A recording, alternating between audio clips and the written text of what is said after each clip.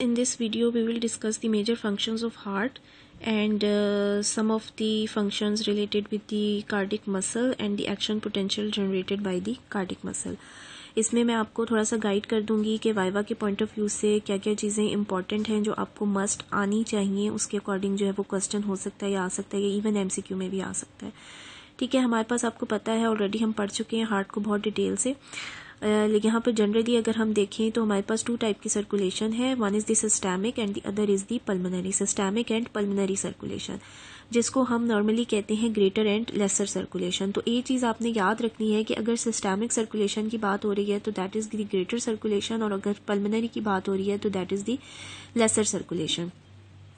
इस तरह से क्वेश्चन वाइवा में आ सकता है कि how can you differentiate the systemic circulation from the pulmonary circulation, या फिर इस तरह भी क्वेश्चन आ सकता है कि how can you differentiate the greater circulation with the lesser circulation. अब इसके लिए आपको सबसे पहले ये पता ज़रूर होना चाहिए कि ग्रेटर सर्कुलेशन सिस्टैमिक है and the lesser is the pulmonary.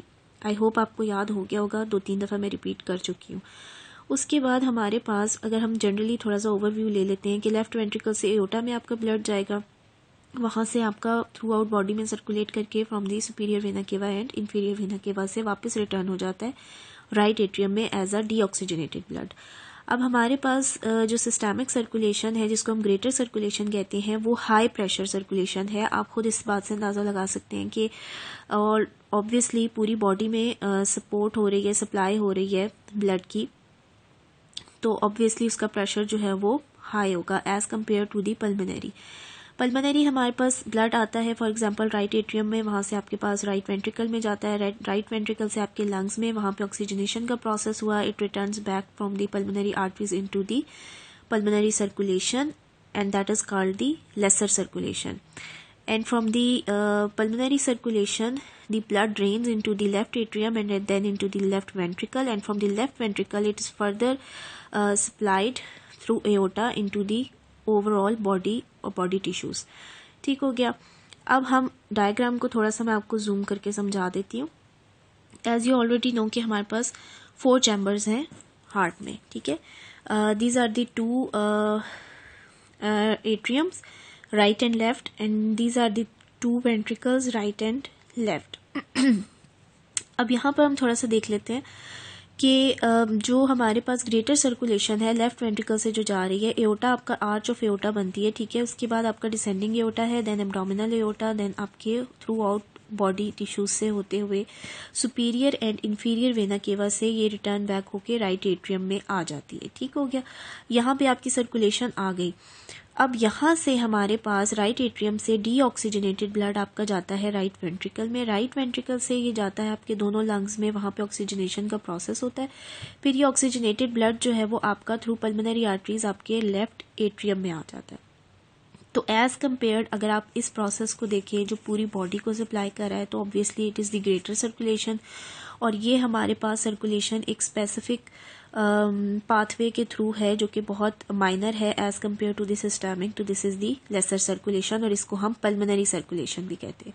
तो अब हमारे पास 2 सर्कुलेशन हो गई हार्ट में, one is systemic circulation and the other is the pulmonary circulation.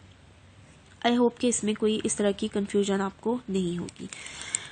उसके बाद हम थोड़ा सा कार्डिक मसल सेल को देख लेते हैं, जो कि ऑलरेडी हम पढ़ भी चुके हैं।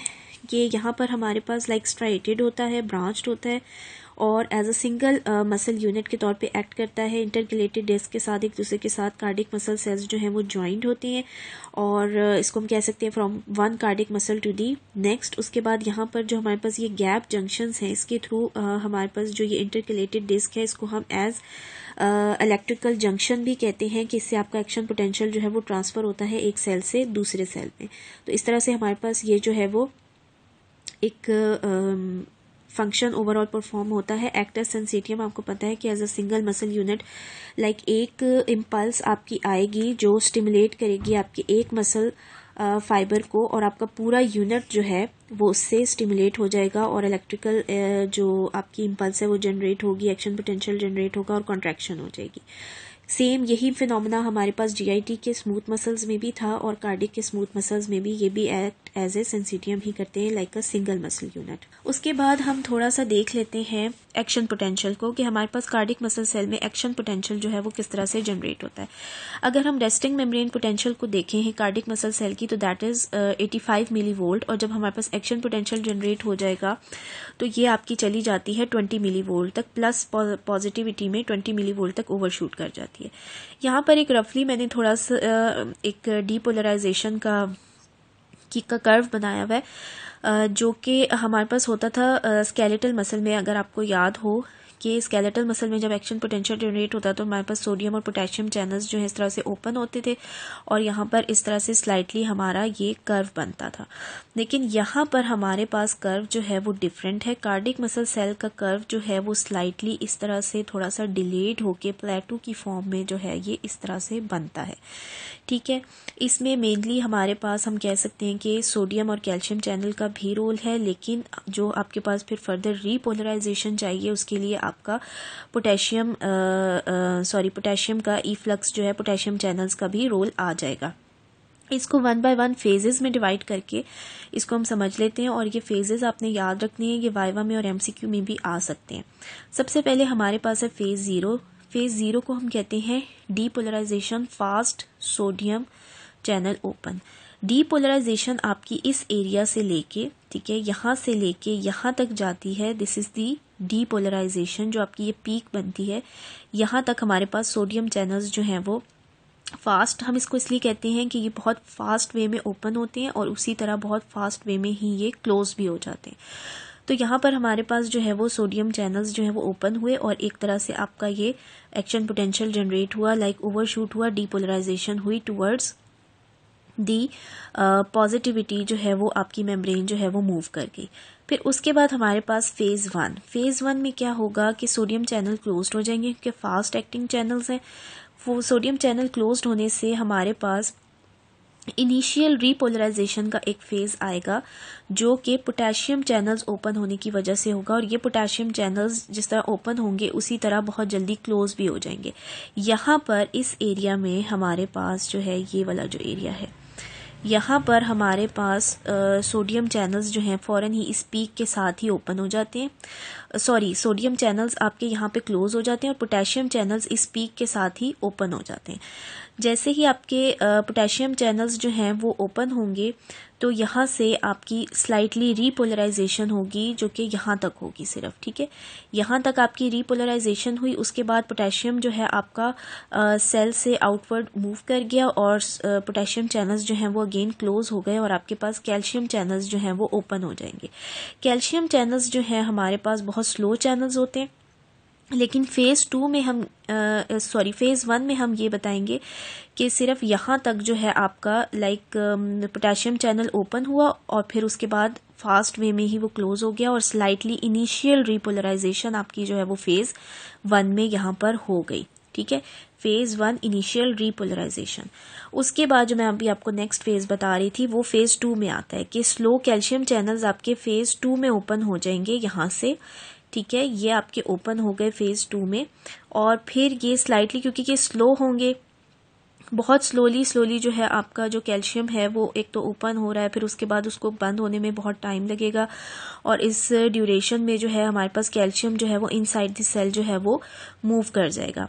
उसके बाद यहाँ पर आकर, और इस फेज में हम इसको कहते हैं कि आपका प्लेटू इसलिए बनता है, इंपॉर्टेंट प्लेटू फेज टू को हम कहते हैं क्योंकि आपका जो इनसाइड पोटेशियम है वो रिटेन कर रहा है। जब तक पोटेशियम आपका आउटसाइड द सेल मूव नहीं करेगा रीपोलराइजेशन नहीं होगी, ठीक हो गया। दूसरा कैल्शियम जो है वो बहुत स्लोली इनसाइड मूव कर रहा है तो ये सस्टेन्ड कर रहा है, आपकी रीपोलराइजेशन जो है वो सस्टेन्ड कर रही है और एक प्लेटू बना रही है। तो फेज टू को हम कहते हैं कि ये प्लेटू फेज है जिसमें कैल्शियम चैनल्स ओपन होते हैं और पोटेशियम जो हमारे पास वो रिटेन करता है इनसाइड द सेल, तो इसलिए हमारे पास जो रीपोलराइजेशन का फेज है वो थोड़ा डिले हो जाता है। तो आपका कर्व जो है वो इस तरह से बनता है। अब उसके बाद हमारे पास जो थर्ड फेज है that is fast voltage gated potassium channels. अब यहाँ पे आपके पास जो कैल्शियम था, कैल्शियम चैनल क्लोज हो जाएगा और पोटेशियम चैनल जो है वो ओपन हो जाएगा, और जितना भी पोटेशियम आपके सेल के अंदर है वो बहुत तेज़ी से आउटवर्ड मूव करेगा। पोटेशियम आउटसाइड द सेल जाएगा, पॉजिटिविटी आपकी सेल से निकल जाएगी और नेगेटिविटी जो है वो आहिस्ता आहिस्ता सेल में आना शुरू हो जाएगी, और रीपोलराइजेशन, ये रीपोलराइजेशन हो रही है, ये प्रोसेस आपका दोबारा से जनरेट हो जाएगा रीपोलराइजेशन का, पोटेशियम के आउटवर्ड मूव करने से।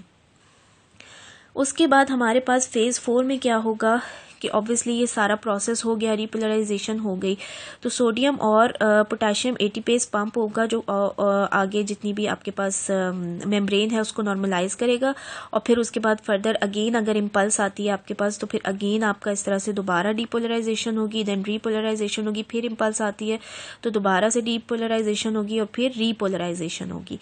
तो ये इस लेवल पे जब रीपोलराइजेशन आपकी कंप्लीट हो जाती है तो हमारे पास sodium and potassium ATPase pump open होता है, जो कि फर्दर जो है वो मेम्ब्रेन को नॉर्मलाइज करता है, दैट इज फेज 4। तो इस तरह से ये 5 फेजेस हमारे पास बनते हैं, फेज 0, 1, 2, 3 एंड 4, जिनको आपने डिटेल से याद रखना है।